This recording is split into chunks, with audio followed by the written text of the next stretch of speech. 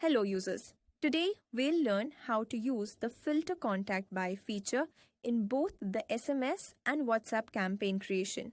To begin, navigate to either the SMS or WhatsApp campaign.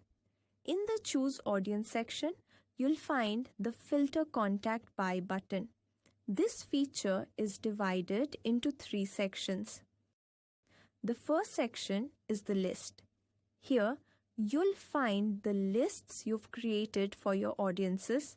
You can filter the contacts by the list you choose. Simply select any list and click on the Add button.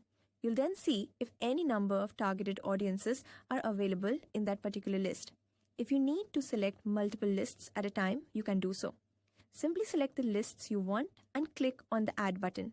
You'll then see the total number of audiences you have targeted. Next is the tag section. Here you can filter your audience by the tags you have assigned to a specific contact. You can select multiple tags at a time. After clicking on the Add button, you'll see the total number of targeted audiences. If needed, you can delete any tag.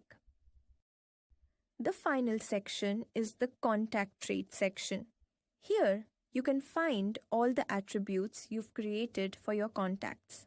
You can apply filters on the base of any trait, like searching any campaign contact by its name. Choose from the options available, whether it contains a particular user, and when you click Apply, the total number of targeted audiences will be updated. You can add any trait filter you want and even add multiple filters at a time. In the contact trait section, if you've made a pre-made attribute, for example, successfully delivered audience as a Boolean type, you can apply that filter and see the result. You can add more contact traits and custom attributes by going to the audience section. In the user attribute section, you can add any contact trait you want. That's all about the filter contact by feature.